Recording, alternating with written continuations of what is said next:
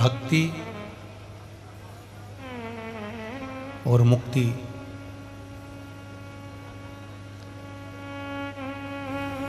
ये दो साधन हैं।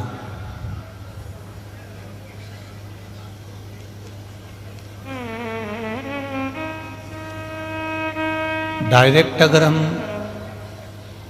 मुक्ति के साधन पर चलेंगे तो मुक्त तो हो जाएंगे पर मोक्ष नहीं मिल पाएगा।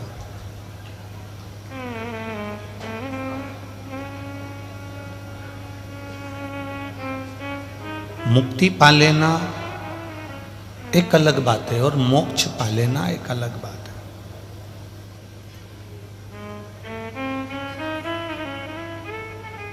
मुक्ति पाना मतलब एक योनि से निकले, एक योनि काट कर बाहर निकले, दूसरी योनि में पहुंच गए, दूसरी योनि से निकले तीसरी योनि में पहुंच गए, तीसरी योनि से निकले चौथी योनि में पहुंच गए। इसको मुक्त होना कहा गया है, इसको मुक्ति कहा गया। पर मोक्ष एक योनि को प्राप्त करने के बाद दूसरी कोई योनि में जाना ही ना पड़े।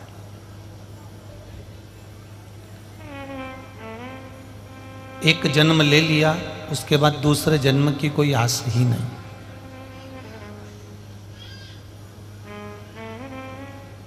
सारे जन्म से, सारे बंधनों से, जितने भी संसार के बंधन हैं उनसे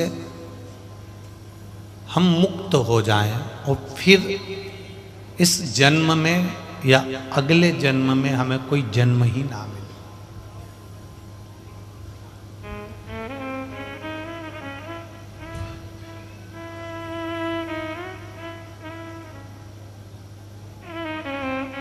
एक बच्चे को अगर माता पिता स्कूल भेजते हैं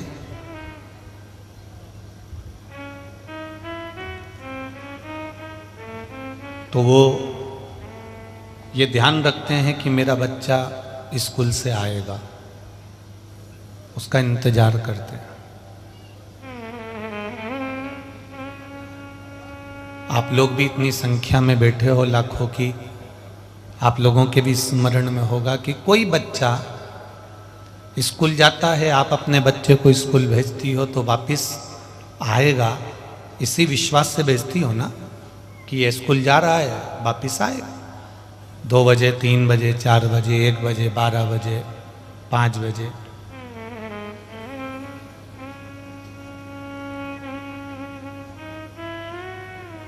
जैसे एक माता पिता बच्चे को पढ़ने के लिए स्कूल भेजते हैं और पढ़ने के बाद वो बच्चा, माता पिता इंतजार करते हैं कि मेरा बच्चा वापस आएगा, उसी तरह से परमात्मा भी हमें माता के गर्भ से जन्म देता है और संसार में भेजता है और ये विश्वास रखकर भेजता है कि मेरा बच्चा वापस मुझसे मिलने के लिए आएगा।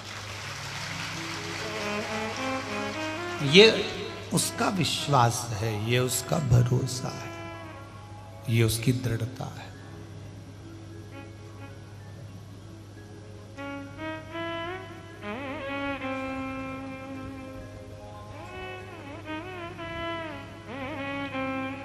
बच्चे को स्कूल भेजा, बच्चे को ट्यूशन भेजा, कोचिंग भेजा, स्कूल भेजा, तो आपको ये इंतज़ार रहता है कि यह पढ़ कर आएगा, विद्या अध्ययन कर कर आएगा और मेरे पास बैठेगा,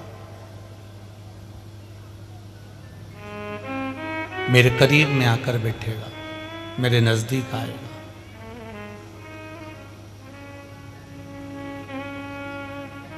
माता पिता बच्चे को स्कूल भेजते हैं कि ये संसार के सारे बंधनों से मुक्त होकर मेरा बच्चा अच्छा पढ़ जाएगा, अच्छा लिख जाएगा, अच्छी विद्या हो जाएगी, अच्छा उसका काम हो जाएगा। अच्छा जब पढ़ लिख जाएगा, अच्छी विद्या जब उसकी हो जाएगी, अच्छा जब काम हो जाएगा तो फिर इसको किसी की जरूरत नहीं पड़ेगी।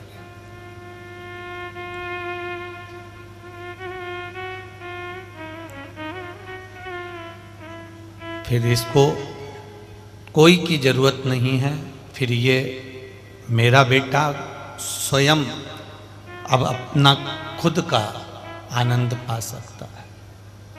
तरह परमात्मा ने, उसी तरह भगवान ने, परमात्मा ने हमको मृत्यु लोक में भेजा, पृथ्वी पर भेजा। बच्चों को स्कूल में पढ़ने के लिए किताबों की जरूरत पड़ती है, और परमात्मा ने हमें मृत्यु लोक में भेजा कि ये वेद और पुराण, ये शास्त्र हम भी थोड़ा सा पढ़ लें, जिससे हमारी भी जिंदगी सार्थक हो जाए और हम भी अग्रणी हो जाए।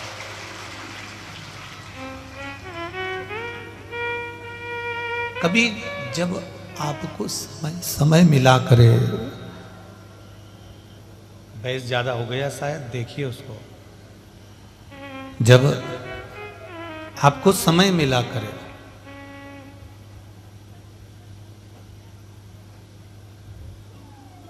तब उस समय पर प्रयास करा करो कि हम भी कोई पुराण, कोई वेद, कोई शास्त्र, कोई गीता का अध्ययन, कोई भगवत नाम, कोई कीर्तन, कोई मंत्र जाप अवश्य करें।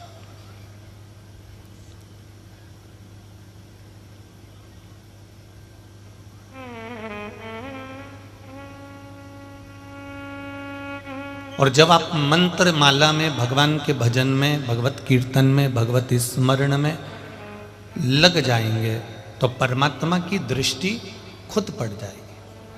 आपको पहले कथा में कहा,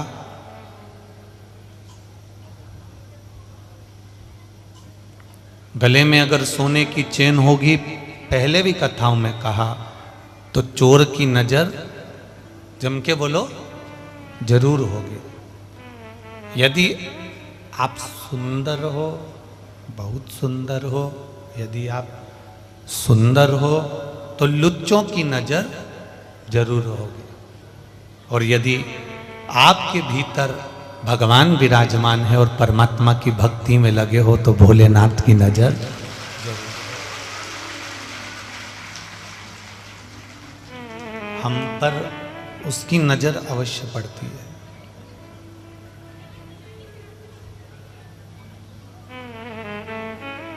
हम जब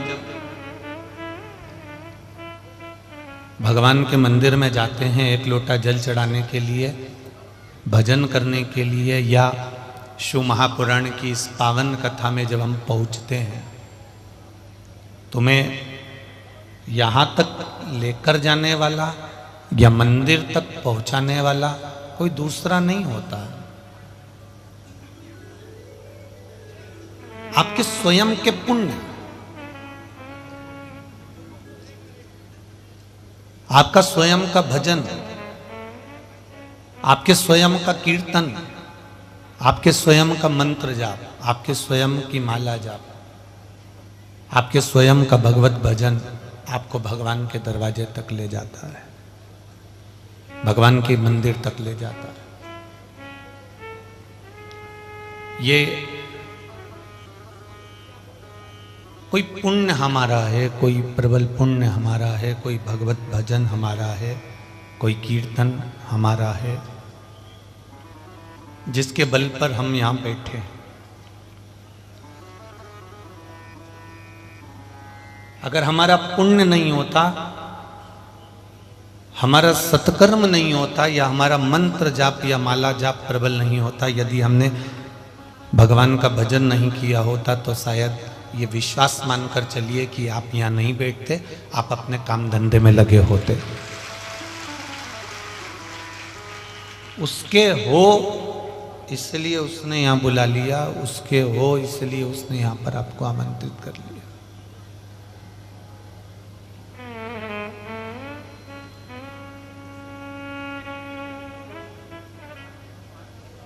जिसकी जहां रिश्तेदारी होती है वहां से उसका पत्र जरूर आता है, शादी का आए, फंक्शन का आए, जो भी पत्र आए, जिसकी जहां रिश्तेदारी हो, जिसका जहां संबंध अच्छा हो।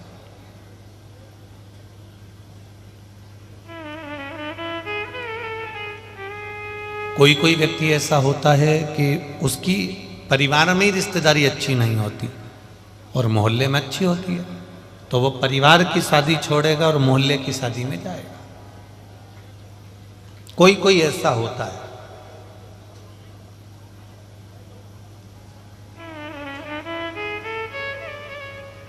संबंध देखा जाता है, आपकी रिश्तेदारी देखी जाती है, आपका संबंध देखा जाता है। जब संबंध अच्छा होगा, जब रिश्तेदारी ठीक होगी, संबंध अच्छा होगा, तो शिव महापुराण की कथा में यदि आप आए हुए हो, मंदिर तक यदि आप गए हो, भजन में अगर आप गए हो, कोई सत्कर्म में, कोई पुण्य में आप गए हो, तो समझ लो कि आपकी देवाधिदेव महादेव से रिश्तेदारी अच्छी है, इसलिए आप कोई सत्कर्म की ओर आगे बढ़ रहे। गला पकड़ रहा है, उसको देख।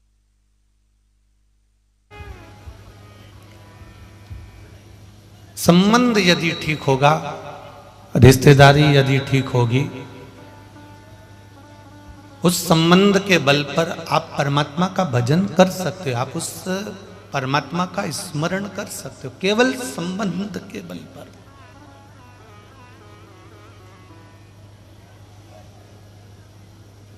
बस वही संबंध राम नाम और कृष्ण नाम का, शिव नाम का हो, वही संबंध भगवत भजन का हो, वही संबंध परमात्मा के मंत्र जाप का, नाम जाप का हो।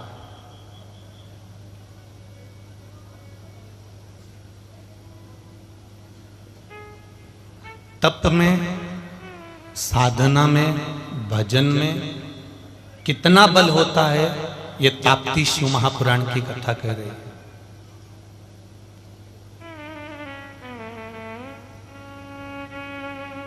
छाया के गर्भ में माता संज्ञा जिस छाया को छोड़कर गई थी, उस छाया के गर्भ में जो संतान थी,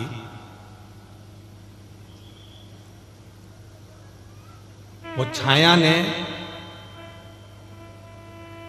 इतना तप करा, इतना भजन किया, इतनी भक्ति को धारण करा, इतना स्मरण किया, इतना स्मरण किया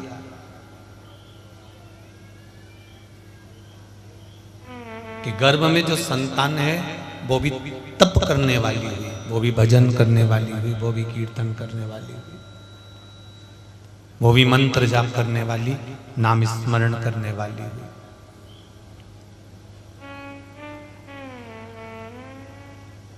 इस कथा को थोड़ा सा समझ लेना। जितने भी लोग आप लोग कथा में आए हैं और जितने लोग आस्था चैनल पर सुन रहे हो, फेसबुक यूट्यूब पर कथा सुन रहे हो, आप इसको जरा ध्यान से सुनना कि तप बल की परिभाषा किसको कहते हैं। ब्यूटी पार्लर में जाकर वो सुंदरता नहीं मिल सकती जो महादेव के दरवाजे पर जाकर मिलती है।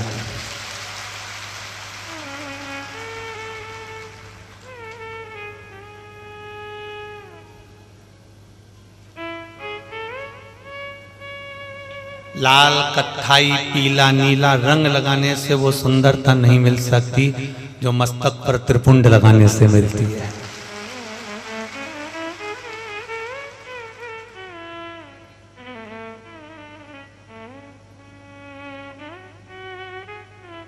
गले में ढेरों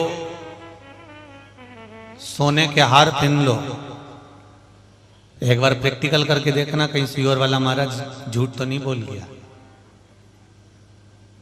तुम्हारे घर में जो रकम हो सोने चांदी की, हीरे पन्ने की, वो सब पहन लेना और उसके ऊपर लाल धागे में एक रुद्राक्ष लटका के रख लेना, उसी रकम के साथ, उसी रकम के साथ। सोने की रकम पर किसी की दृष्टि जाएगी कि नहीं जाएगी, तुम्हारी सहेलियों की, तुम्हारी बेस्ट फ्रेंडों की, पर यह पक्का है उस रुद्राक्ष पर उसकी दृष्टि जाएगी और वो पूछ ही लेगी, क्यों, कहां से लाई, पूछेगी, और उसका रुद्राक्ष पर ध्यान जाएगा।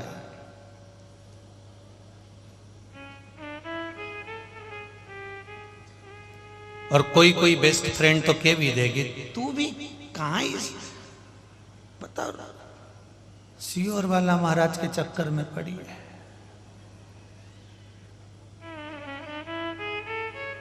अब उसको कह देना ये रुद्राक्ष सीहोर वाला महाराज का चक्कर नहीं है, ये महादेव का चक्कर है।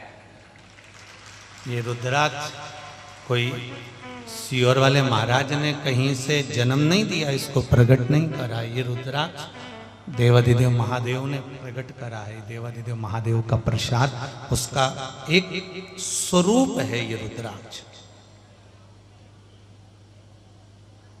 ये रुद्राक्ष उस महादेव का स्वरूप है, ये रुद्राक्ष उस परमात्मा का एक स्वरूप है।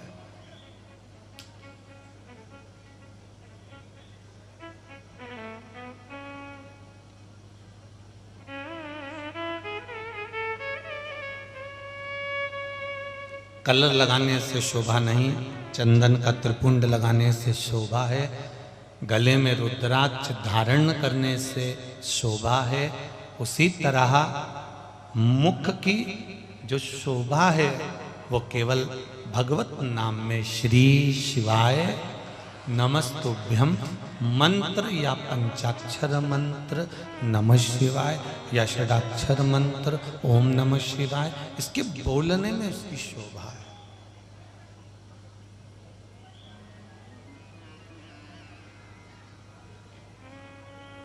आप जितना गुनगुनाओगे इस मंत्र को, उतना उस मुख की शुद्धता बढ़ती चली जाएगी।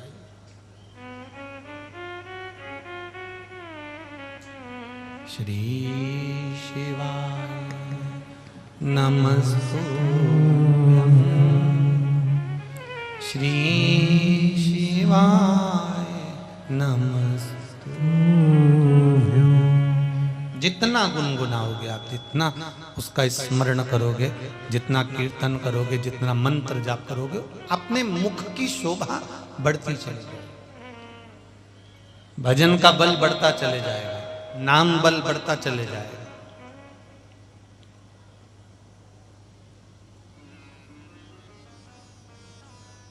अच्छा, आप लोग इतने सारे लोग मंदिर जाते हो कि नहीं जाते? जाते हो सब लोग? जरा हाथ उठाओ जितने लोग भी जाते हो। सब जाते हो? रखो रखो रखो, बहुत बढ़िया, जाना चाहिए। मंदिर में जाते हो तो वहां धूम्रपान करते हो? नहीं करते। मदिरापान करते हो क्या? नहीं करते। गुटखा खाते हो क्या? नहीं खाते। गाली देते हो क्या? नहीं देते। झूठ बोलते हो क्या? नहीं बोलते। प्रपंच करते हो क्या? नहीं करते। मंदिर में कहीं नहीं लिखा कि तुम यहाँ धूम्रपान मत करो या गंदा मत करो या झूठ मत बोलो या प्रपंच मत करो या छल मत करो या बेईमानी मत करो। उसके बाद भी हम मंदिर में जब पहुँचते हैं, भगवान के सामने जब हम पहुँचते हैं, तो अपन कोई बुरा काम नहीं करते। पर मंदिर में हम अपने हृदय को, अपने चित्त को, अपने मन को कंट्रोल कर लेते हैं। पर मंदिर से जब हम मकान में पहुंचते हैं तो वापिस वैसे की वैसे हो जाता। मंदिर में थे तब तक तुमने कोई गलत काम नहीं करा। मंदिर में थे तब तक तुमने कोई को गाली नहीं दी। मंदिर में थे तब तक तुमने ना झूठ बोला, ना प्रपंच करा, ना गाली दी, ना छल करा, ना बेईमानी करी, ना प्रपंच करा। मंदिर से तुम मकान में पहुंचे तो तुम वापिस उसी गलत काम में फिर लग गए। किसी का मोबाइल आया, झूठ बोल दिया, कपट कर दिया, बेईमानी कर दी, धूम्रपान कर लिया, गुटखा खा लिया, फिर कोई गलत काम कर लिया।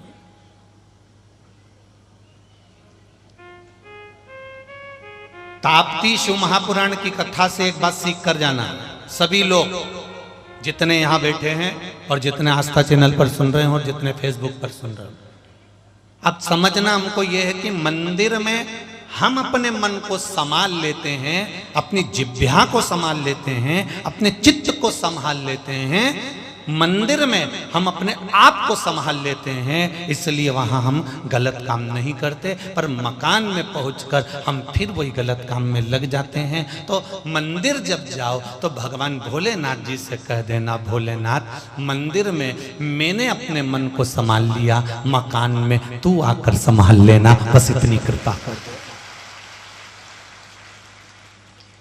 मंदिर में हम संभाल लेंगे कि हम झूठ नहीं बोलेंगे, मंदिर में हम संभाल लेंगे कि हम धूम्रपान नहीं करेंगे, मंदिर में हम संभाल लेंगे कि हम व्यसन नहीं करेंगे, मंदिर में आकर हम संभाल लेंगे कि हम गलत कार्य में नहीं डूबेंगे। पर मकान में आकर तुझे संभालना है, मकान में आकर तुझे संभालना है कि भोलेनाथ फिर हमसे इस शरीर से कोई गलत काम मत करवाना, वो तू जान और तेरा काम जाने, फिर तू संभाल, तेरे बल पर तेरे मंदिर में आना मेरा काम है और मेरी बिगड़ी बनाना तेरा काम है।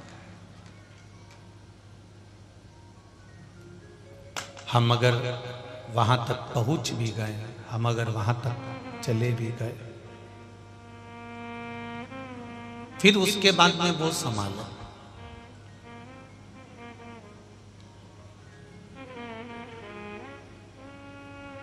पेट भरने तक, अतिथि को भोजन तक, बच्चों का उदर भरने तक, रिश्तेदारों को निभाने तक भगवान भरपूर देता है।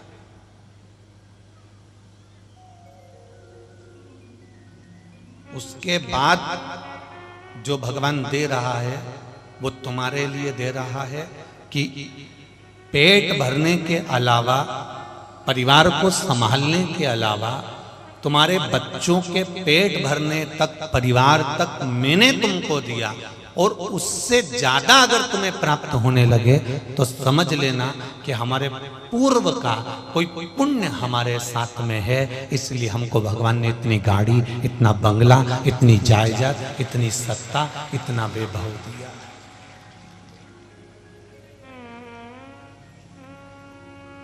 अब पेट भरने से ज्यादा यदि तुमको मिल रहा है तो तुम उसको परमात्मा की कृपा मानकर चलना कि ये हमारा पूर्व का जो मिला वो आज प्राप्त हो रहा है, और आगे के जीवन को सुधारने के लिए परमात्मा ने ये हमको देना चालू किया।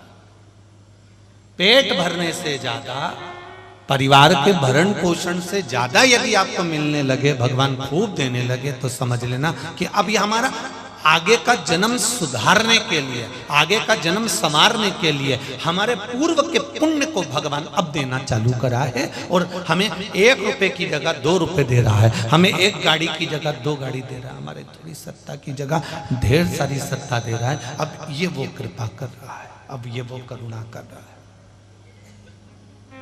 और सरल भाषा में समझ लो, एक सेठ जी ने एक नौकर से कहा, जा ये 500 रुपए ले जा, बाजार से सामान लिया। नौकर गया, 500 रुपए का सामान लिया, या सेठ जी ने हिसाब ले लिया। फिर दूसरे सेठ जी ने अपने नौकर को बुलाया, दूसरे सेठ जी ने अपने नौकर को बुलाया और नौकर को बुलाकर कहा, ये ले 500 रुपए, सामान लिया ना, इसका हिसाब दे देना, और ये ले 10 रुपए, ये तू तेरे ऊपर खाने पीने में खर्च कर लेना, इतनी दूर जाएगा तो खा लेना, जा।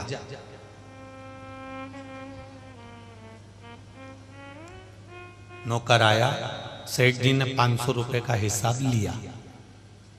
जब दिए थे 500 रुपए तो हिसाब भी लिया, पर जो 10 रुपए खाने के लिए दिए थे उसका हिसाब सेठ जी ने लिया क्या? जम के बोलो, नहीं लिया।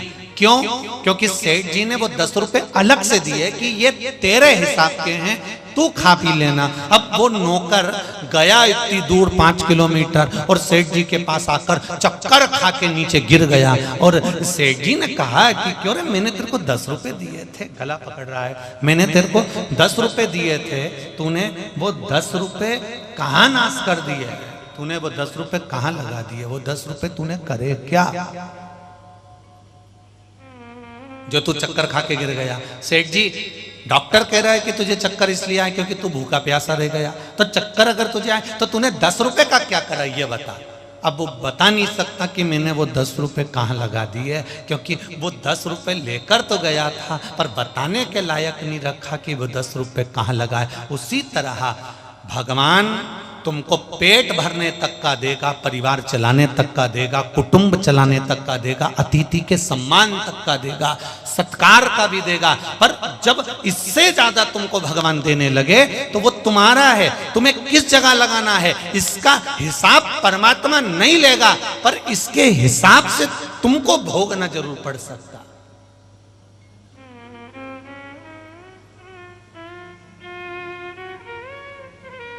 वो 10 रुपए का हिसाब वो ले सकता है। एक माँ ने 100 रुपए बच्चे को दिए और माँ ने कहा ले, एक साबुन लिया ना कपड़ा धोने का, एक नहाने का साबुन लिया ना, और सुन आता आता दांत घिसने का ब्रश लिया ना और पेस्ट लिया ना। अब 100 रुपए देकर भेजा, वो गया बाजार 100 रुपए का सामान लेकर आया और माँ ने उससे हिसाब लिया। अब बैतूल की माताएं भले हिसाब नहीं लिया तो बात दूसरी है।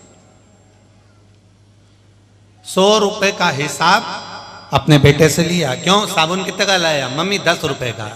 कपड़ा धोने का साबुन 10 रुपए का, ब्रश 20 रुपए का, पेस्ट 20 रुपए का, बाकी का ला।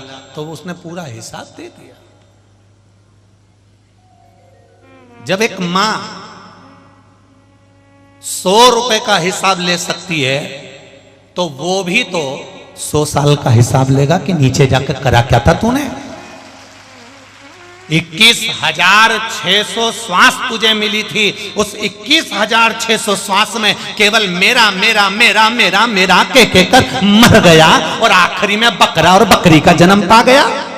तो वो परमात्मा भी पूछेगा कि 100 साल का हिसाब दे और तुझसे हिसाब मांगेगा। एक एक श्वास का 21,600 श्वास प्रतिदिन निकलती है, उसका श्वास का हिसाब तुम्हें देना पड़ेगा। 3.5 करोड़ रोम छिद्र मनुष्य के शरीर में है, ये 3.5 करोड़ रोम छिद्र का हिसाब देना पड़ेगा। मृत्यु लोक में आकर करा क्या?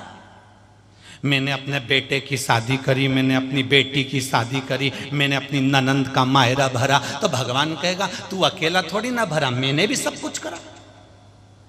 मैंने भी द्रौपदी के यहाँ गया था, चीर बनाया था, मैंने भी नानी भाई क्या 56 करोड़ का मायरा भरा था, मैंने भी अपने भाई बहन की शादी करी थी, मैंने भी खूब संबंध और रिश्तेदारी निभाई थी। पर कर्म का भोग हम पहले भी कथा में कहे, आज फिर बैतूल की कथा में कहते हैं, भगवान से नहीं डरना मत डरो, परमात्मा से नहीं डरना मत डरो, धर्म और पुराण से नहीं डरना मत डरो, वेद और शास्त्र से नहीं डरना मत डरो, अपने गुरुओं से नहीं डरना मत डरो, किसी से नहीं डरना मत डरो, माता पिता से नहीं डरना मत डरो। पर शिव पुराण कहती है अपने कर्म से जरूर डरना, क्योंकि कर्म का भोग तो परमात्मा को भी भोगना पड़ता है। कर्म का भोग तो भगवान भी भोगा है। एक चिड़िया को कैद में रखा माता सीता ने तो कैद में रहना पड़ा। राम जी ने छुपकर बाली को मारा था, उस बाली ने छुपकर कृष्ण अवतार में भगवान कृष्ण को मारा था। अर्थात कर्म का भोग मनुष्य को भोगना ही पड़ेगा, ये निश्चित है कि हम भोग रहे हैं।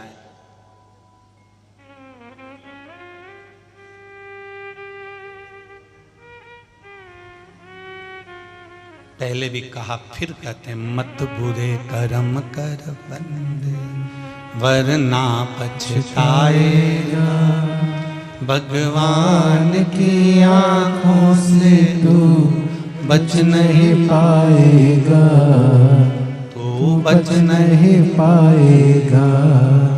अरे ओ अज्ञानी मत करना दानी।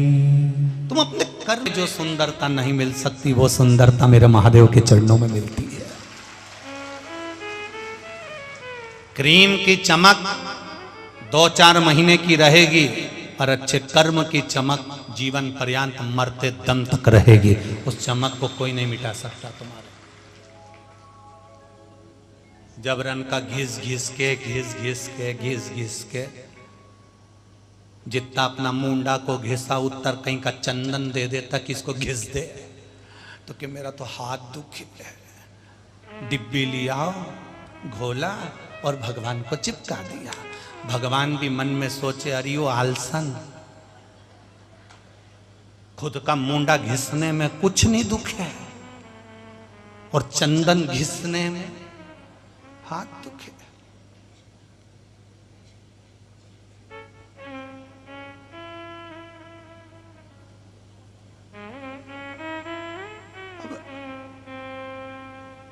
फिर भी मेरा देवाधिदेव महादेव नहीं बोला कोई बात नहीं, घिसो तुम तुम्हारा मुंडा ही घिसो, कोई दिक्कत नहीं है।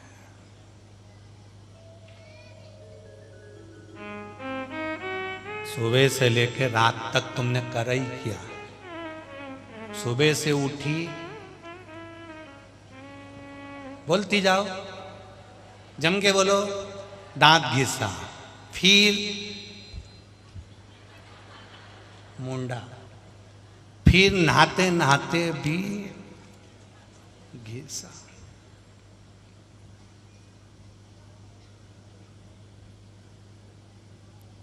आखिरी में भी रात को सोते सोते विकेट ठंड पड़ रही है, थोड़ा सा मुंडा धोके फिर निकाल ली वो डब्बी, में से ऐसा निकल के सब दूर पोत पुता तो घिस गया, सब घिस गया। इतना ना जाने कजन काका चिपकाया ही, पति भी बोला शनि महाराज की बेन लग रही है। इतना चिपका शरीर, इतना भयंकर पति। कभी कभी पति भी आरती गुनगुना लेता, तू तो काली रे कल्याणी हो, जित देखूं त जोग माय,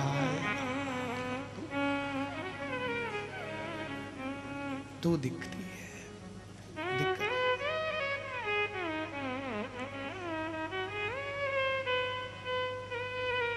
दो को लक्ष्मी माना गया,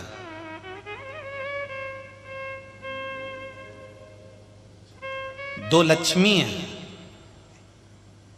एक घर में जो बहू आती है, घर में जो बेटी रहती है, घर में जो मां रहती है, जब वो प्रातः में उठकर अपने घर की झाड़ू बुआरी, अपने कमरे की, अपने घर के अंदर की जो बुआरी झाड़ू को उठाकर 7 कदम भी अगर झाड़ू लगा लेती है तो वो लक्ष्मी कहलाती है। और दूसरी, रोड को साफ करने वाली, हमारे बैतूल को, हमारे सीहोर को, हमारे प्रदेश को, हमारे राष्ट्र को जो रोड पर सुबह से झाड़ू लेकर निकलती है, और सुबह से झाड़ू और गाड़ी लेकर, डला लेकर, सामान लेकर निकलती है, सवेरे सवेरे झाड़ू लगाती है, लोग उसको भले कुछ भी कहें पर शिव पुराण उसको लक्ष्मी कहती है, उसको लक्ष्मी कहती है। हमारा सनातन हिंदू धर्म कहता है कि सवेरे सवेरे अगर कोई झाड़ू लगा रही है, वो रोड पर झाड़ू लगाने वाली माता अगर रोड पर झाड़ू लगा रही है और तुम किसी शुभ कार्य के लिए जा रहे हो और झाड़ू लगाने वाली झाड़ू लगाती हुई निकल जाती है, तो हमारा कार्य सफल हो जाता है, ये सनातन हिंदू धर्म कहता है। अर्थात उस रोड पर झाड़ू लगाने वाली स्वीपर को, झाड़ू लगाने वाली सेविका को, झाड़ू लगाने वाली उस साधारण सी एक सहज सी नारी को भी हमारे शिव पुराण ने लक्ष्मी कहा है कि वो लक्ष्मी है, उसका मात्र झाड़ू लगाना तुम्हारे कार्य को सफल कर देता है। अब आज के जमाने में वो झाड़ू लगाने वाली तो लक्ष्मी अपना काम कर रही है, पर जो घर की जो लक्ष्मी है ना, वो झाड़ू को छूना भी नहीं चाहती है। इसके बदले की झाड़ू भले वो बेरू लगा ले, पर ये निकला है।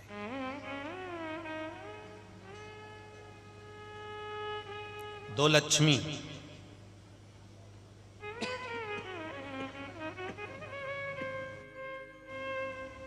दो लक्ष्मी आपके स्मरण में रहे। कौन कौन सी?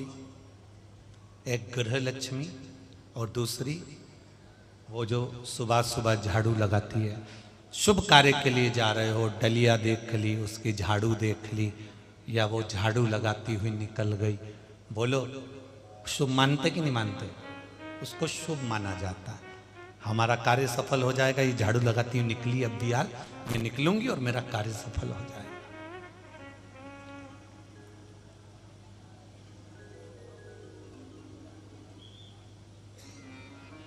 क्यों?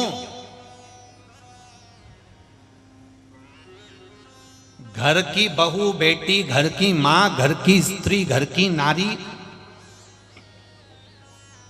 क्यों कहा गया कि सुबह भले झाड़ू उठा के 2 कदम चल लो, पर अपने घर में सेविका, नौकरानी, तुम्हारे यहाँ की जो भी झाड़ू लगाने आए, पोछा लगाने आए, उससे पहले झाड़ू का स्पर्श घर की बहू, बेटी या माता का होना चाहिए। क्यों?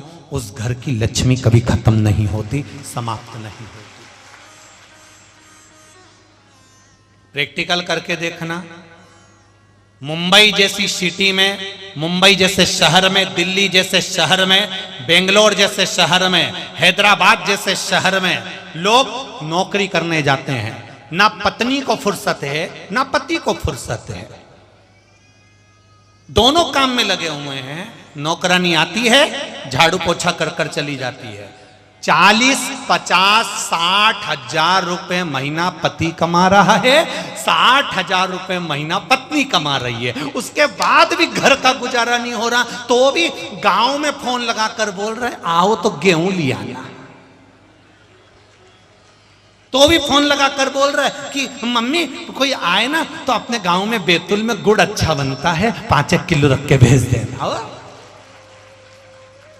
नहीं, अगर तुम्हें कहीं किसी को बुरा लगता हो तो बात दूसरी है, और लग जाए तो लग जाए, अगली बार मत बुलाना बैतूल, ऐसा कोई टेंशन वेंशन मत लो। और कथा तो कथा के लेवल से करके जाएंगे, अच्छा लगे चाहे बुरा लगे। 60-70 हजार रुपए महीना कमा रहा है, 60-70 हजार रुपए की धर्म पत्नी कमा रही है। इतना कमाने के बाद भी घर में रत्ती भर का सुख नहीं है, रत्ती भर का। उसके बाद भी कुछ नहीं जोड़ा, और मकान भी लिया तो वो भी लोन से लिया, और पटा पटा के मरी गए। उसका नाम है फ्लैट, जमा कर कर के पूरे गए लेट।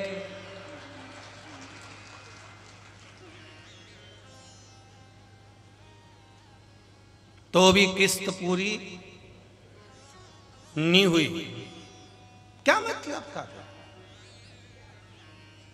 फिर उससे तो हमारा साधारण सा जीवन, मेरे बैतूल के भाई बहनों को देखो, भले कबेलू का मकान, छोटी सी जमीन, परंतु आज भी किसी से 1 रुपया उधार नहीं लेना, अपनी चादर जितनी उधर पांव पसारा, खाए पिया मौज करा, अपनी जिंदगी जी रहा है। उसके बाद भी राजसी सुख, उसके बाद भी राजसी ठाट, और वो इतना कमाने के बाद भी उनको सुख नहीं, उतना कमाने के बाद भी उनको सुख नहीं है। सोचो सोचो जरा, विचार करो। क्यों? क्योंकि उनके यहाँ वो झाड़ू सुबह से हाथ नहीं लगाई जाती, इसलिए वो कितना भी कमा ले उसको सुख नहीं मिल सकता। और हमारे यहाँ माँ झाड़ू उठाएगी या बहन उठाएगी या बहू उठाएगी, पर झाड़ू को हाथ जरूर लगाएगी, लगाएगी तो लक्ष्मी टिकेगी। ये हमारे यहाँ की लक्ष्मी का नियम है।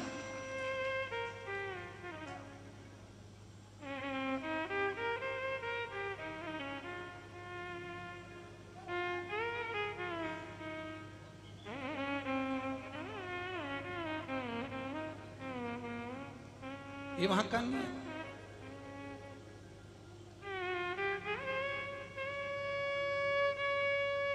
और अपने चित्त से, अपने स्मरण से, अपने भाव से, अपने हृदय से शिव कथा कह रही है। छाया देवी ने जो तप बल किया है,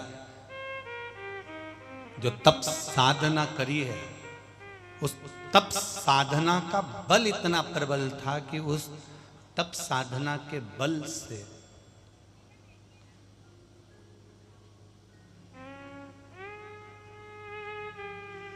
गर्भ में जो संतान है वो दोनों तप के बल से, बहुत तप के बल से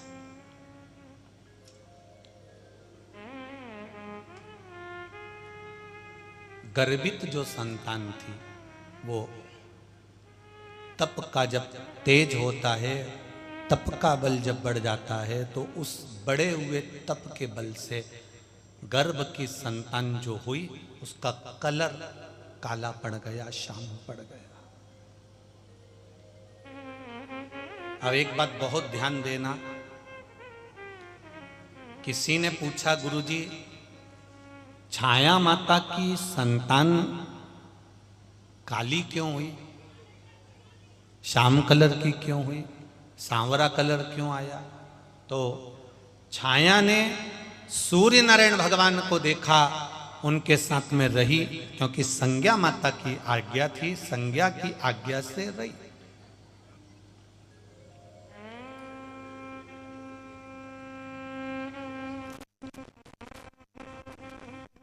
और छाया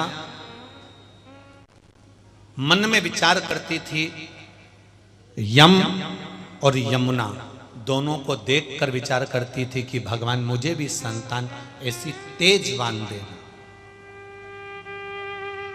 मुझे भी संतान देना तो ऐसी तेजवान देना।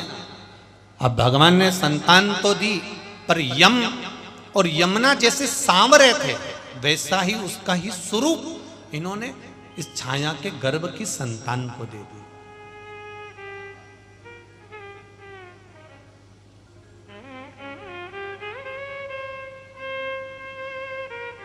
संतान हुई, माता छाया के गर्भ से। जरा देखिएगा,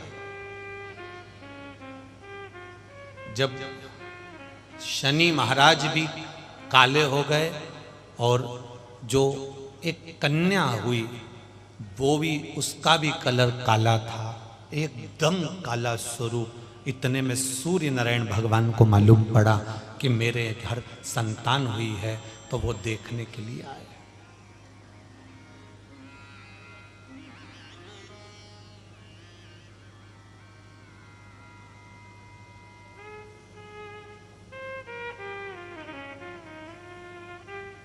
जो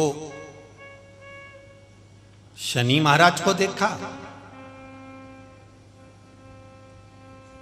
और जो अपनी बेटी को देखा, पुत्री को, देखते से शनि महाराज और पुत्री को देखते से सूर्य नारायण भगवान के मुख से निकल गया, ये तो इतनी भयंकर, जैसे मां पार्वती ने एक रूप रखा था भद्रकाली का, ऐसी भद्रा काली जैसी दिख रही है। और ये मेरा पुत्र इतना भयंकर काला, भय उत्पन्न हो गया। सूर्य नारायण भगवान ने कहा, ये मेरी औलाद नहीं है, ये मेरी संतान नहीं है। छाया माता को अपशब्द सूर्य नारायण भगवान ने कह दिया, कहा। उसी समय पर माता छाया के नेत्र का अश्रु नीचे गिरा। गिरते से ही शनि महाराज और माता को प्राप्त हुआ। दोनों भाई बहन जैसे बड़े हुए, स्वरूप उनका काला था दोनों का। इतने में शनि महाराज को क्रोध आ गया और क्रोध आते से ही उन्होंने देखा कि मुझे मेरे पिता अपशब्द कहते चल जाता, पर मेरे पिता ने मेरी बहन और मेरी माता को अपशब्द कहा है। शनि महाराज ने दृष्टि दे दी। जैसे ही दृष्टि दी, सूर्य नारायण भगवान के घोड़े बिलखने लगे, आगे बढ़ते ही नहीं थे, आगे बढ़े ही नहीं।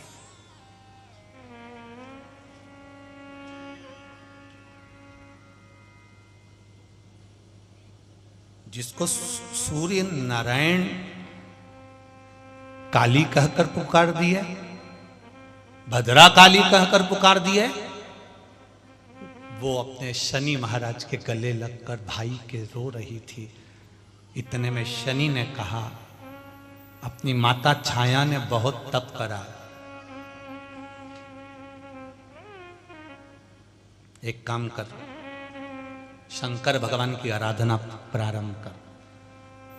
मेरी माताओं से निवेदन है, अभी आपको कहा था जो ब्यूटी पार्लर में चेहरे पर चमक नहीं आएगी, वो चमक शंकर की आराधना से आएगी। माता ने तप करना प्रारंभ करा। शनि महाराज को गोरा होना नहीं था, पर माता ने जब तप करना प्रारंभ करा, जो बहन ने तप करना प्रारंभ करा, ऐसा तप, ऐसा तप, ऐसा तप, घोर तप देवाधिदेव महादेव का करा।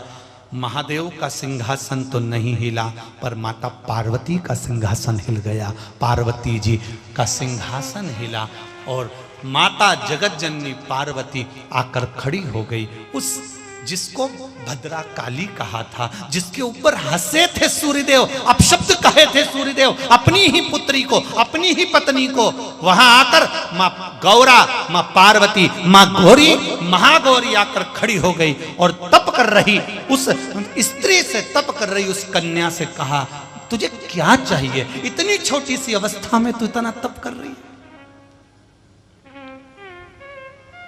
इतनी छोटी सी तेरी अवस्था है और तू इतना तप कर रही है, इतना तप। माता गौराणी को देखकर, पार्वती जी को देखकर, उनकी सुंदरता को देखकर, उनकी गौरी माता को देखकर उस कन्या ने कहा, मेरे पिता ने ही मुझको काली कह दिया, भद्रा काली कह दिया। मां, कोई कन्या अगर किसी मां के गर्भ से अगर जन्म ले तो पार्वती माता से स्वयं मां ताप्ती कह रही है। मां, किसी मां के गर्भ से अगर कोई बेटी जन्म ले, बेटा भले सुंदर हो चाहे ना हो, पर मां ऐसी कृपा करना, किसी नारी के गर्भ से अगर बेटी जन्म ले तो उसको सुंदर जरूर बनाना, जिससे उसका विवाह हो जाए। उसको सुंदर जरूर बनाना मेरी मां। इतना ताप्ती मैया ने केवल एक अपने लिए ही वर नहीं मांगा था माता पार्वती से, ताप्ती माता ने वर मांगा था संपूर्ण विश्व के कल्याण, संपूर्ण राष्ट्र के कल्याण। पार्वती जी ने कहा, क्या चाहिए तुमको? बस मां, मेरे पिता ने मेरा और माता का अपमान करा है, मेरे भाई शनि को बुरा लगा है, आप कृपा करेंगे तो सब कुछ मिल सकता है।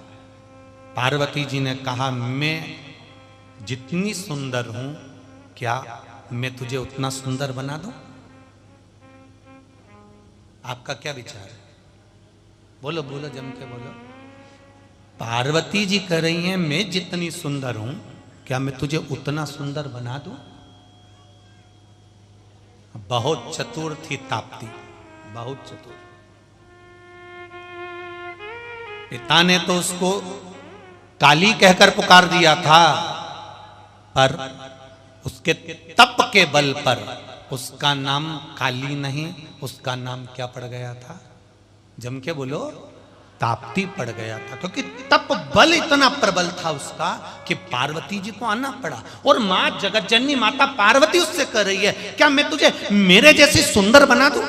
क्या मैं तेरे को मेरे जैसी, मेरा स्वरूप देख ले, चाहे तू कुष्मांडा, चंद्रघंटा, स्कंदा, तुझे जो बनना हो, जैसी बनना, गौरी, उमा, पार्वती, सती, तुझे जैसी बनना है तुझे वैसा स्वरूप दे देती हूं। मांग तुझे कैसा स्वरूप चाहिए? लक्ष्मी, सरस्वती, इंद्राणी, अप्सरा, तुझे कौन सा स्वरूप चाहिए तू वो बोल, मैं वो स्वरूप तुझे दे दूं।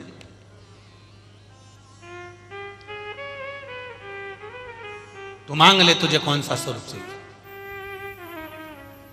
मुझे विश्वास है, मेरा मन कहता है कि अगर आपके सामने आकर माता पार्वती जी कहती कि तुझे लक्ष्मी जैसी बनना है, कि सरस्वती जैसी बनना है, कि अप्सरा बनना है, कि इंद्राणी बनना है, कि पार्वती जैसी बनना है, कि स्कंदा जैसी बनना है, तुझे कैसी बनना है, तो आप होते या संसार की कोई भी नारी होती, वो कह देती, हाँ आपके जैसी सुंदर बना दो, या लक्ष्मी जैसी सुंदर बना दो, या स्कंदा जैसी या गौरी जैसी सुंदर बना दो। पर माता ताप्ती जो तप करी थी, माता ताप्ती ने यह नहीं कहा कि पार्वती मैया मुझे आपके जैसे सुंदर बनना है। ताप्ती ने यह नहीं कहा, क्योंकि ताप्ती को मालूम था सर्वाधिक 33 कोटि देवी देवताओं में अगर कोई सुंदर है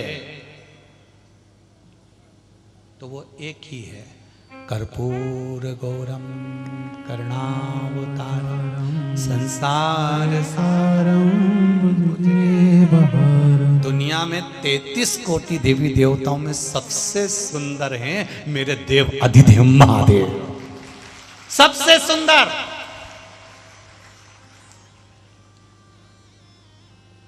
बहुत जलते हैं सब उनसे, उनकी सुंदरता के कारण।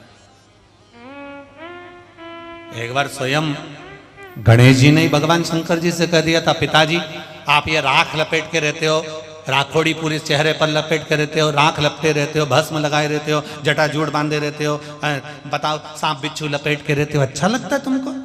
भगवान बोले तो क्या हो गया? नहीं, एक बार मुझे आपका असली स्वरूप देखना है। जी ने कहा चल हरिद्वार। भगवान लेगा गणेश जी को हरिद्वार, और गणेश जी को हरिद्वार लेकर गए। हरिद्वार में गणेश जी को भगवान अपना स्वरूप दिखा रहे थे। गणेश जी से कहा तू घाट पे बैठ जा, मैं अब भी नहा के आया। जो शंकर भगवान नहाने के लिए गंगा जी में गए, निकल कर आए तो केश खुले थे, कानों में सुंदर कर्ण फूल थे, नयनों पर त्रिपुंड लगा हुआ था, भगवान के बड़े बड़े नयन थे। और भगवान जो नहाकर बाहर निकले और गणेश जी उनको देखने के लिए 8 मुंह बना लिए। तब से गणेश जी अष्टविनायक हो गए। केवल देखने के लिए गणेश जी ने 8 मुंह बनाए। लक्ष्मी जी ने गुणगान करने के लिए 8 रूप रख लिए, अष्ट लक्ष्मी हो गई।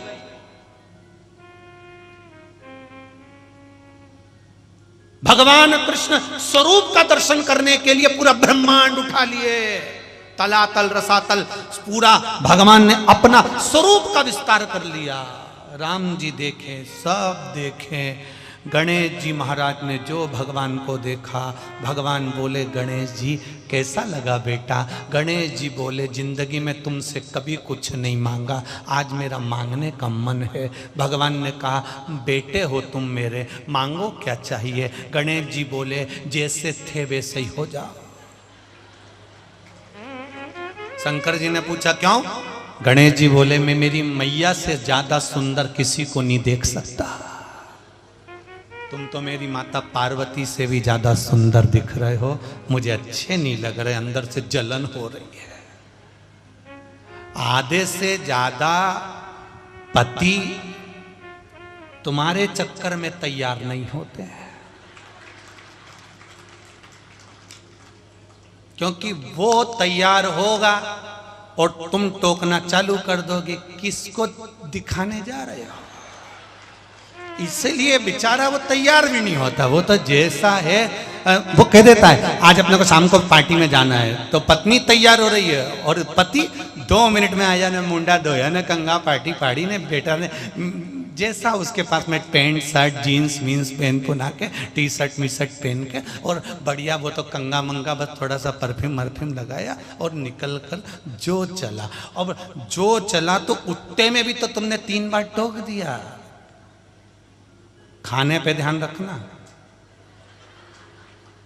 इधर उधर ध्यान गया तो घर आके मैं तुम्हें खा जाऊंगी। बेचारा गाड़ी चलाते चलाते गया था, आते आते ठंड जैसा कांप रहा था कि घर पे जाके ये जगदम्बा चंद्र घंटा कब अपना स्वरूप दिखाएगी, कोई भरोसा। और तो भी सोते सोते 2 बार बोली दी, मैं सब देख रही थी तुमको, तुम्हारे लक्षण कभी नहीं सुधर सकते, तुम जिंदगी में कभी नहीं सुधर सकते, इसलिए तो मैं तुम्हारे साथ कहीं जाती नहीं, इसीलिए नहीं जाती। तो पति ने भी मन में सोचा मैं तो खुद ही नहीं जाना पसंद करता। अब बोल तो सकता है, नहीं बोले तो आप क्या बोल नहीं बोल। आधे से ज्यादा पति तुम्हारे चक्कर में तैयार नहीं होते, वो कहते तू ही तैयार हो ले देवी, ओ कुसमांडा तू हो ले, मैं ठीक हूं। पत्नी कह भी रही है अभी अच्छा वाला तुम्हारे पास कोट रखा वो क्यों नहीं पहनते? पति ने मन में सोचा मैं पहन लूंगा और 4 दिन तक झगड़ा रहने दे तो तू पहन ले।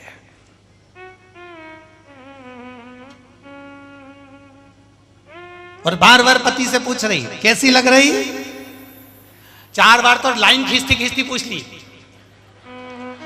कैसी लग रही। पति बोला, अब बोले तो बोले क्या बेचारा, अब बोल भी नहीं सकता, नहीं तो मन तो था उसका बोलने के लिए कि ऐसी लग रही जैसे हरी घास में भैंस चल रही है। अब बोलने के लिए मन तो था पर बोल नहीं सकता, बोला। और वो कौन सा एक कहानी पढ़ते थे बचपन में, विक्रम और बेताल की, पति और पत्नी की कहानी बिल्कुल इनके जैसी है। तू बोला और मैं चला, तू बोला और झगड़ा चल, तो वो नहीं बोलता बेचारा, चुपचाप आएगा। रोटी खिलाते समय भी पूछती है कैसी लग रही है। पति नहीं बोल सकता कि रोटी ज्यादा जल गई है, फिर भी कहीं कहीं का समझदार होता है तो इशारे में कह देता है रोटी इतनी जोरदार बनी है, तेरे दोनों नैन रोटी में नजर आ रहा है, मतलब 2 जगह से जल गई है। सब्जी बिल्कुल तू बोलती वैसी बन गई है, मतलब मिर्ची ज्यादा हो गई है। अब बोल तो सकता नहीं, क्या? गणेश जी ने कहा आप जैसे हो वैसे बन जाएगा। शंकर भगवान ने कहा क्यों? गणेश मैं इस स्वरूप में नहीं, नहीं नहीं पिताजी मुझको ये स्वरूप नहीं चाहिए, क्योंकि आप सुंदर इतने हो, इतने सुंदर, इसीलिए उस दिन से कह दिया गया सत्यम शिवम सुंदरम, मेरा शिव अति सुंदर है, उसके बराबर दुनिया में कोई सुंदर नहीं। इतना सुंदर, इतना सुंदर, इतना सुंदर कि लक्ष्मी जी की मां ख्याति देवी भी अपनी बेटी लक्ष्मी का विवाह शिव जी से करना चाहती थी, पर शंकर ने मना कर दिया था, क्योंकि लक्ष्मी जी को नारायण चाहते थे तो उनका विवाह नारायण से हो, उन्होंने मना कर दिया। इतने सुंदर थे कि लक्ष्मी भी ख्याति देवी शिव को दे रही थी, भगवान शंकर को, इतने सुंदर। तो पार्वती जी बोल रही हैं ताप्ती से, पिता ने इनको काली कहा, पिता ने इनको अपशब्द कहा, पर माता का तप, शिव का तप जो करा, उस तप का बल कितना बड़ा, उस तप का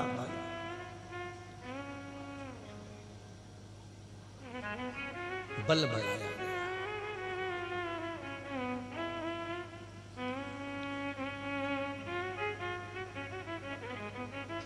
महाराज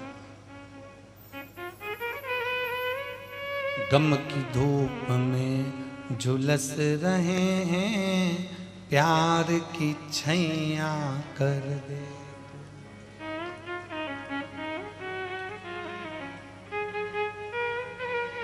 हे मां पार्वती, हे मां कृपा करने वाली, दया करने वाली। तब स्वयं माता ताप्ती ने कहा, मां कह रही है मां कि आपका स्वरूप नहीं चाहिए मुझे, तो केवल देवादिदेव महादेव का एक बार दर्शन चाहिए, केवल एक बार मैं देवादिदेव महादेव का दर्शन कर लूं, मेरी जीवन सार्थक हो जाए। फिर देखिए कितना सुंदर प्रसंग, कितनी सुंदर बात यहां पर कही गई कि देवादिदेव महादेव का केवल दर्शन, इसके सिवाय कुछ नहीं, केवल दर्शन। ठीक है, मां पार्वती जी कैलाश धाम पर गईं और भगवान शिव से, बेस कम कर दो, भगवान शिव से उन्होंने प्रार्थना करी। भगवान देवादिदेव महादेव से कहा आप पधारो। एक छोटी सी कन्या तप कर रही है, एक छोटी सी कन्या तप कर रही है, और उसके तपबल पर मैं उसको दर्शन देने के लिए गई थी, परंतु उसने मुझसे कुछ मांगा नहीं है, केवल आपका दर्शन चाहती है। जरा ध्यान से सुनना, बैतुल के जितने लोग बैठे हैं और जितने आस्था चैनल के माध्यम से सुन रहे हैं, जितने फेसबुक यूट्यूब के माध्यम से सुन रहे हैं, वो जरा ध्यान लगा कर सुने कि ताप्ती माता ने क्या मांगा। केवल देवादिदेव महादेव का दर्शन। और जो महादेव ताप्ती के सामने पहुंचे, जो महादेव भगवान शंकर माता ताप्ती के सम्मुख में पहुंचते हैं, माता ताप्ती के सामने पहुंचते हैं, ताप्ती महादेव का दर्शन करती हैं और महादेव ताप्ती को देखकर कहते हैं, बोलो तुमने तप करा है, साधना करी है, भजन करा है, कीर्तन करा है, मंत्र जाप करा है, स्मरण करा, मांगो तुमको क्या चाहिए। ताप्ती ने कहा, आपका जैसा स्वभाव है आपका जैसा स्वरूप है और आपका जैसा शीतल गुण है, बस वही आप मुझे प्रदान करिए। शिव जी ने अपना स्वरूप जो छुपा कर रखा था सुंदरता वाला, वो ताप्ती को दे दिया और वर दिया कि तेरे घाट पर मैं सदा विराजमान रहूं। आप ताप्ती पुराण को अगर उठाकर पढ़ेंगे, ताप्ती पुराण को अगर देखेंगे, ताप्ती पुराण का यदि स्मरण करेंगे और ताप्ती पुराण को यदि आप उठाकर पढ़ेंगे तो उसमें ताप्ती माता के तट पर कई शिवलिंग का वर्णन है। माता ताप्ती के तट पर कई शिवलिंग का वर्णन किया गया। पढ़ी आप लोगों ने कि नहीं पढ़ी? पढ़ी है तो पढ़ी होगी तो उसमें वर्णन आप लोग सुनेंगे कि ताप्ती माता के तट पर जहाँ से माता ताप्ती का उद्गम हुआ है मुल्ताई के नज़दीक से, वहाँ से लेकर जहाँ सूरत के पास में जाकर माँ ताप्ती जो सागर में समाहित हुई है, वहाँ तक में कितने कितने कितने कितने शिवालय भगवान शंकर का स्वरूप विराजित है। भगवान देवाधिदेव महादेव वहाँ पर बैठे हैं, विराजित हैं।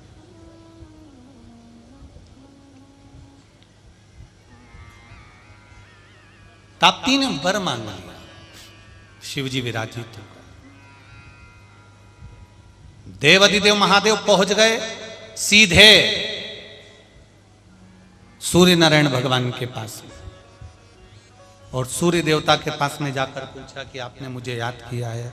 रिटर्न बढ़ा ले बाबा, आपने मुझे याद किया है, आपने मुझे बुलाया है, क्या बात है बताओ आप, क्या हुआ?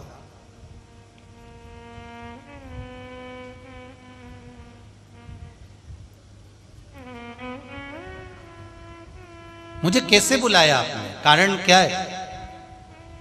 सूर्य नारायण भगवान ने कहा मेरे बेटे शनि ने मुझ पर दृष्टि दे दी है, जिसके कारण मेरे अश्व आगे नहीं बढ़ रहे हैं, ये रथ रुक गया है, ये रथ थम गया।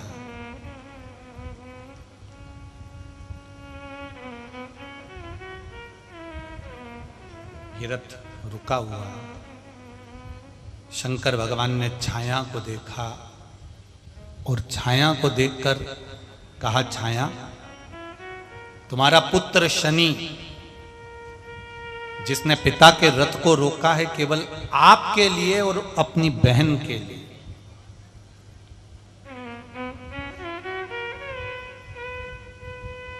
शनि अपने पिता के रथ को आगे जाने दो, क्योंकि ये विश्व का कल्याण करने वाला है, जन कल्याण करने वाला।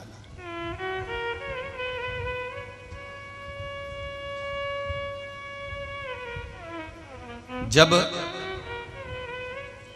संपूर्ण विश्व के कल्याण की अगर कोई बात आए, अपने प्रदेश के कल्याण की बात आए, अपने नगर के, अपने गांव के कल्याण की बात आए, तो शिव महापुराण की कथा कहती है उसमें अग्रण्यता रखो।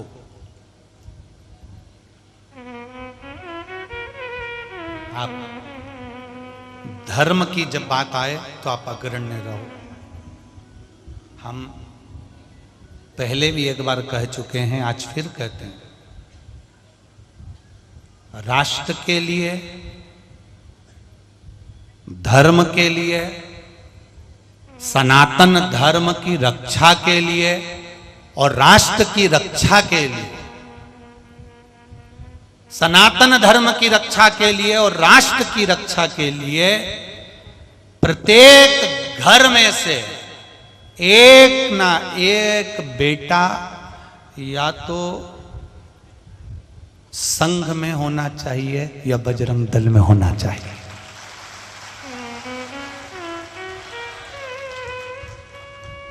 राष्ट्र की रक्षा के लिए और सनातन धर्म की रक्षा के लिए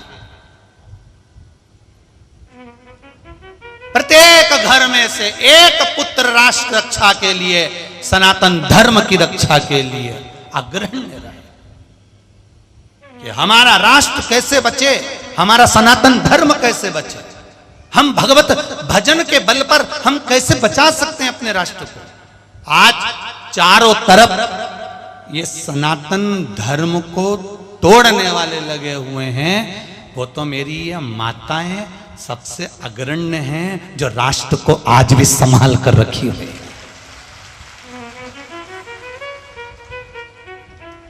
ये तो मेरी माताएं जो आज भी सनातन धर्म को संभाल कर रखी हुई हैं। आज भी ये मंदिर जाती है, देवालय जाती है, व्रत करती है, आराधना करती है, साधना करती है, नवरात्रे आते हैं, व्रत करती है, माँ ताप्ती का पूजन करती है, माता का स्मरण करती है, कार्तिक महीना आता है नहाने के लिए जाती है, नियम धारण करती है, एकादशी, सोमवार, मंगलवार, बुधवार, गुरुवार, शुक्रवार, शनिवार, ना जाने कितने चतुर्थी, तीज के व्रत करती है। ये इन्होंने सनातन धर्म को साथ कर रखा, नहीं तो सनातन धर्म को तो लोग कब का नष्ट करते हुए होते महाराज।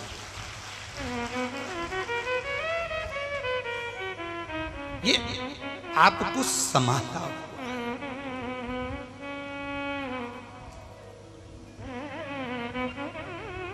स्कूल में और गुरुकुल में, पहले होते थे गुरुकुल, आजकल होते हैं, जम के बोलो जरा, स्कूल।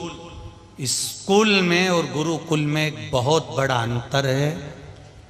पहले गुरुकुल होते थे, उनको नष्ट किया गया क्योंकि अंग्रेजों को मालूम था अगर ये गुरुकुल रहेंगे तो गुरुकुल में पढ़ने वाला कभी नौकर नहीं बनेगा, गुरुकुल में पढ़ने वाला हमेशा राजा ही बनेगा। उनने कहा दुनिया के लोगों को नौकर कैसे बनाना है, यहां रहने वाले इंडिया में, भारत में रहने वाले को नौकर कैसे बनाना है, तो उन्होंने कहा यहां स्कूल चालू कर दो, क्योंकि स्कूल में पढ़ेंगे तो ये किसी ना किसी कंपनी में नौकर बनेंगे और गुरुकुल में पढ़ेंगे तो फिर राजा बनकर पैदा हो जाएंगे। उन्होंने गुरुकुल समाप्त कर दिया, स्कूल चालू कर दिया और नए नए स्कूल, कॉन्वेंट, ऐसे ऐसे स्कूल चालू करे हैं जिसमें तुम्हें केवल ये सिखाया जाता है कि पैसे कैसे कमाना है, तुम्हें यह सिखाया जाता है धन कैसे कमाया जाए, तुम्हें यह सिखाया जाता है लोगों को बेवकूफ कैसे बनाया जाए, तुम्हें यह सिखाया जाता है कि तुम्हें चालाकी कैसे आए। हर स्कूल में यह सिखाया जाता है कि तुम दूसरे से धन कैसे निकाल सकते हो, पर गुरुकुल में पढ़ने वाले को यह सिखाया जाता है कि राष्ट्र की रक्षा कर कैसे सकते हो और अपने सनातन धर्म को कैसे बचा सकते हो। ये गुरुकुल और स्कूल में जमीन और आसमान का नहीं। शिव जी सामने,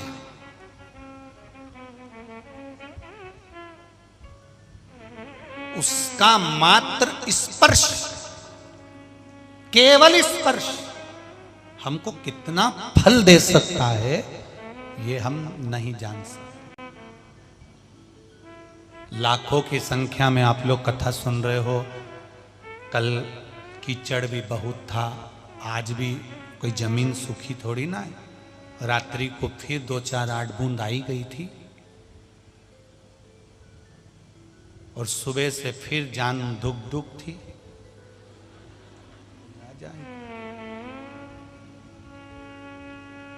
वो भी पूरी परीक्षा ले रहा है बैतुल वालों का, पूरी परीक्षा। रोज टेंट बढ़ाओ, रोज व्यवस्था बढ़ाओ, और सेवा वाले भी ऐसे हैं कि वो दिल से सेवा कर रहे हैं। आपकी सेवा को नमन है साहब, नमन का है, दिल से कर रहे हैं आप सेवा, ऐसा नहीं भाव, आप दिल से नमन आपकी सेवा को बहुत भाव से। और इतना कथा का रस, इतना प्रेम है आप श्रोताओं को कथा का कि कीचड़ में बैठ के सुन रहे हैं। अपने अपने घर से दरी लियाए, चटाई लियाए, आसन लियाए, कोई तो अपनी कुर्सी ने स्टूल तक लियाए, पर कथा नहीं छोड़ेंगे। चाहे कुछ ऐसी भक्ति का दर्शन दुनिया में कहीं नहीं हो सकता जो ये दर्शन यहां हो रहा है, कहीं नहीं हो सकता। बहुत मुश्किल है ऐसी भक्ति का दर्शन करना, बहुत मुश्किल। दिया शिव, भगवान शंकर का जो अविरल प्रेम है, स्मरण है, ले शिव तत्व में हमारे बच्चों को हम संस्कार दें, हमारे बच्चों को हम ज्ञान दें, हमारे बच्चों को अग्रण्यता प्रदान करें, हमारे बच्चों को हम वो दें। ये नहीं कि केवल हमें एक स्कूल में पढ़ा दिया और बच्चा ज्ञानी हो गया, उन बच्चों को थोड़ा सा संस्कार देना भी जरूरी है। उन बच्चों को श्रेष्ठ संस्कार देना भी जरूरी है। शिव कथा कह रही है, भगवान शंकर का संवाद कर रहा है, भगवान शंकर की पावन कथा कर रही है। महाराज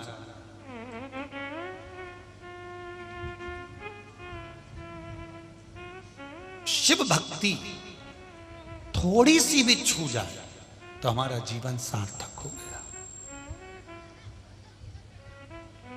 मात्र थोड़ी सी, और सरल भाषा में समझिएगा, जो झाड़ू लगाने के लिए लोग नौकर रख लेते हैं, बर्तन मांजने के लिए लोग नौकर रख लेते हैं, पर ऐसा कोई व्यक्ति आज तक तुमने देखा कि तुमने एक थाली में, एक कठौते में, एक पात्र में भगवान को नहलाया, स्नान कराया और वो पानी पेड़ पौधे में डालने के लिए किसी ने नौकर रखा किसी ने? नहीं। पानी तो साफ, अपन ने बच्चे को आवाज लगाई, छोरा, ए छोरा इधर आ। हाँ दादी, ले ये पानी डाल के आ। तो कहां लेके जाएगा वो पानी को? बोलो बोलो, जम के बोलो। बाथरूम में? नहीं।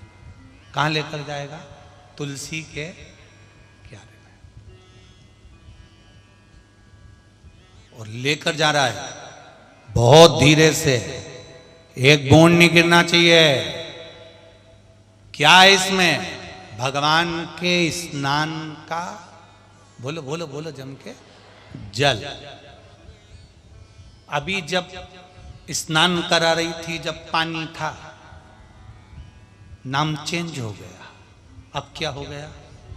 स्नान का जल। एक बूंद नहीं गिरना चाहिए, आराम से ले जाना। ऐसा बर्तन छोरा ने हाथ में पकड़ा, धीरे धीरे धीरे धीरे ले जाके तुलसी के क्यारे में डाल दिया। अब उसी बच्चे को कपड़े धोने के बाद में पानी दे, और क्यों जा इसको डाल क्या? वो तुलसी में डालेगा क्या? नहीं। कहां डालेगा? बाथरूम में, नाली में, गटर में। क्योंकि उस बच्चे को ये मालूम है हमारा सनातन धर्म, हमारी सभ्यता, हमारी संस्कृति उसको सिखा दी है कि तुलसी में जल जाएगा तो वो श्रेष्ठ रहेगा, और कपड़े का पानी नाली में जाएगा तो श्रेष्ठ रहेगा। वो तुलसी में शोभा नहीं देख सकता।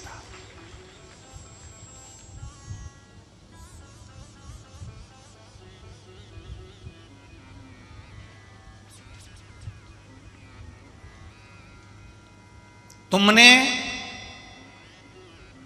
भगवान के चढ़ाए हुए जल को संभाल लिया, तुमने एक लोटा जल को शिव जी को चढ़ाने के लिए संभाल लिया, तुमने एक लोटा जल पानी, एक लोटा जल महादेव का संभाल लिया, तो फिर चिंता मत करना, महादेव तुमको संभाल लेगा। फिर तुम्हें चिंता नहीं। तुम उस जल को थोड़ा सा संभालने का प्रयास करिए। तुम उस जल को थोड़ा सा संभालो, बस विचार करो जरा सा।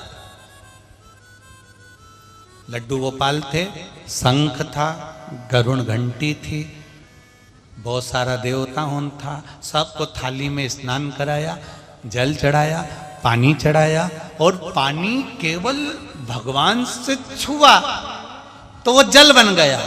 जल बन गया तो वो गटर में नहीं गया, नाली में नहीं गया, वो तुलसी के, बोलो बोलो जम के, क्यारे में गया। केवल पानी भगवान से टच हुआ तो तुलसी के क्यारे में जाता है। इंसान जब शिवलिंग से टच होता है तो महादेव के पास जाता है। केवल जल छुआ था, और वो जल, वो पानी केवल छूने से तुलसी तक चले गया।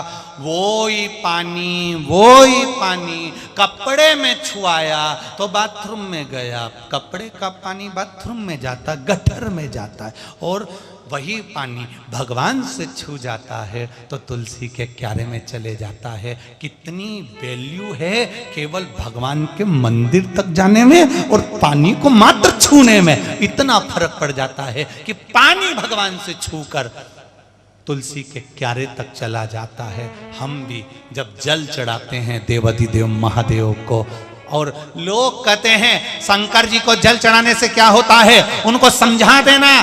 मात्र पानी भगवान को चढ़ाया घर के अंदर और वो पानी मात्र भगवान से छू गया तो तुलसी के क्यारे में चला गया। और हम जब रोज महादेव को जल चढ़ाएंगे, महादेव से हमारा हाथ, हमारा जल, हमारा पात्र, हमारा स्पर्श मात्र भी जरा सा हो गया तो हम भी उस महादेव के हो जाएंगे। ये निश्चित है, वो हमें संभाल लेगा, ये निश्चित है, वो हमको संभाले। तुम उसका एक लोटा जल संभालो, वो तुम्हें संभालेगा।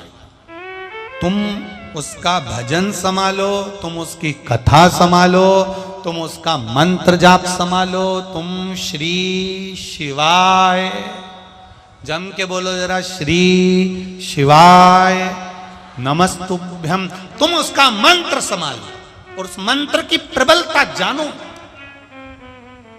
उस मंत्र, अपने दुख को अपन स्वयं काटेंगे। जैसे अपने को खुजाल चली या चली तो तुम कितने भी मचल लो, कुछ भी कर लो, पर तुम लोगों से भले बच लो, पर धीरे धीरे खुजालना तो पड़ेगा। छींक आई, तुम्हारी छींक को तुम पड़ोसन से कह दो मेरे बत्तल का तू छींक ले, छींकेगी नहीं। तुम्हें खांसी चली, तुम्हारे बत्तल का पड़ोसन से बोल दो तू खांस ले, खांसेगी।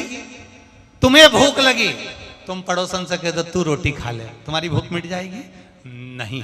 जैसे हमको खुजाना भी हमारा है, खांसी भी हमारी है, उसी तरह दुख भी हमारा है तो भोगना भी हमको ही है। और उस दुख को भजन के बल पर समाप्त भी हमको ही करना है, कोई दूसरा नहीं करेगा। सियोर वाला महाराज तुम्हारा दुख नहीं मिटाएगा, इतना याद रखना बैतुल वालों अच्छे से।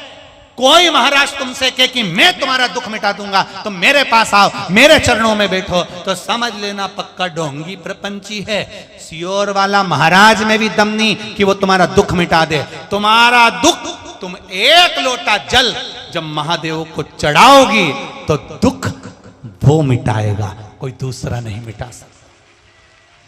किसी की सामर्थ्यता नहीं कि तुम्हारे दुख को मिटा दे। अपना खुजाना अपने को है, अपना खांसना अपने को है, अपना छींकना अपने को है, अपना पेट भरना अपने को है। उसी तरह अपना दुख कोई दूसरा नहीं मिटाएगा। हम शिव के द्वार जाएंगे तो शंकर हमारा दुख मिटाएगा, हम परमात्मा के द्वार जाएंगे तो वो दुख मिटाएगा। किसी की सामर्थ्यता नहीं दुख मिटाने की। आप जितना भजन करोगे, आपको दुख है, तकलीफ है, कष्ट है, एक लोटा जल लेकर शंकर जी के मंदिर पहुंच जाओ। और ज्यादा दुख है तो एक बेलपत्र लेकर शिव जी के मंदिर पहुंच जाओ। और ज्यादा दुख है तो शिव जी को जल चढ़ाते चढ़ाते श्री शिवाय जम के बोलो जरा, श्री श्री श्री अब चुप हो जाओ। ये वाले पंडाल वाले बोलो जरा, और अच्छे से बोलो। ठीक है, रख लो। इधर वाले बोलो रे।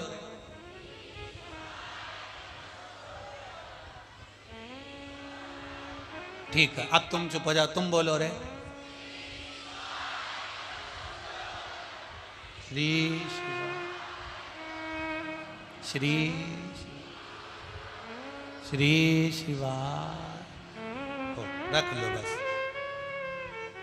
2 बार इधर हो गया, 2 बार इधर हो गया, 4 4 बार इधर हो गया और उससे पहले हो गया, ऐसा मिला के 11 बार हो गया। और 1 लाख से ऊपर लोग यहाँ बैठे हैं, लगभग 1.5 लाख के करीब में। अब मंत्र इतनी बार जप लिया, कल्याण हो गया, खत्म, बस हो गई। शिव पुराण इतनी तो है कि तुम साथ में बैठकर जब एक साथ भगवान का नाम लेते हो तो परमात्मा भी टार्च जला के देखता है कमलाबाई कहां बैठी है, देखता। अभी यहां से आगे जाऊं ना, थोड़ा आगे जाओ तो वहां पर ऐसा एक गोला बना हुआ है, और गोला बना है वहां पर बिल्कुल एकदम प्लेन, और उस पे मां चूने से एच लिखा है। एच मां क्या उतरता है? जम के तो बोलो, हेलीकॉप्टर उतरता है। हेलीकॉप्टर वाले को मालूम है कि यहां एच लिखा है तो हेलीकॉप्टर यहां उतारना। महादेव को भी मालूम है शिव पुराण यहां हो रही है तो नंदी यहीं उतारना है। वो भी देख लेता है, रोज प्रतिदिन देखता है। भोला सब दुख काटो मार, ओ भोला सब दुख काटो मारा। शिव शंकर जपो तेरी माला, भोले बाबा जपो तेरी माला, भोला सब दुख काटो। उसको मालूम है कि यहाँ मेरे भक्त बैठे हैं। आप 1 लोटा जल जब शंकर भगवान को चढ़ाते हो, आप जल चढ़ाते हो, समर्पित करते हो, पानी चढ़ाते हो, या आप भगवान का स्पर्श मात्र करते हो, तो आपकी कीमत अपने आप बढ़ जाती है, अपने आप बढ़ जाती है कीमत। लिखने वाले ने, उसके पास कागज नहीं था तो उसने रुमाल पर लिखा, मतलब उसकी भक्ति कितनी प्रबल होगी शंकर जी के प्रति, ये विचार करता है। कि वो डरा नहीं लिखने वाला कि उसने लिख दिया जो लिखना था, उसने तुरंत उसने रुमाल एड़ा और रुमाल पर लिख दिया कि बस ये पहुंच जाए। और यही तो विश्वास है, शंकर का जो भक्त होता है वो डरता वरता नहीं है। राम जी का है कृपा पात्र, शिव का कृपा पात्र।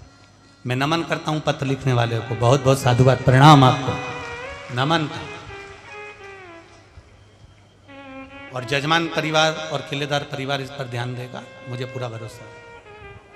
शिव कथा कर रहे हैं, भगवान शंकर का गुणगान कर, शिव स्मरण कर। महाराज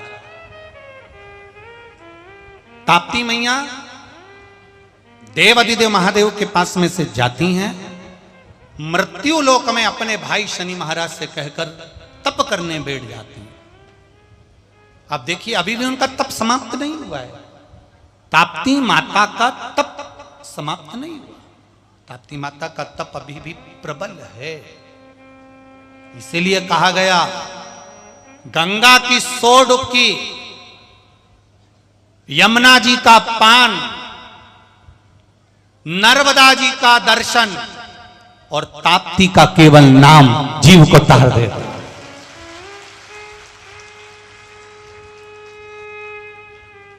गंगा की जम के बोलो जरा, 100 डुबकी, यमुना का पान, नर्मदा का दर्शन और मां ताप्ती का केवल मुख से नाम निकल जाए तो पीढ़ियां तर जाती हैं। महाराज ये ताप्ती है, उसका तप बल इतना प्रबल है, उसका तप साधना इतनी प्रबल, कोई उसकी तप साधना कमजोर नहीं है। मां ताप्ती की उसकी तप साधना की प्रखरता है, प्रबलता।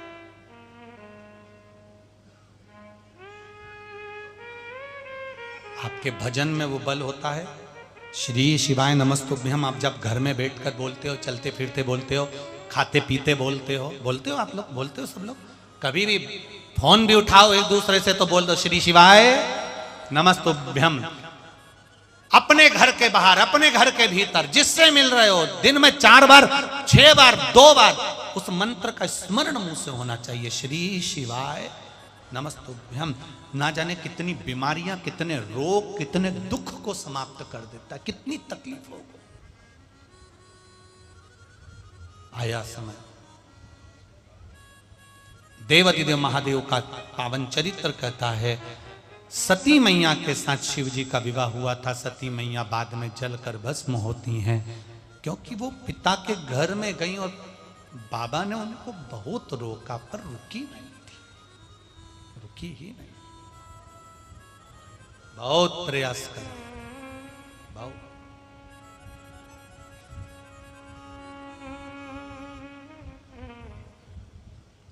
और फिर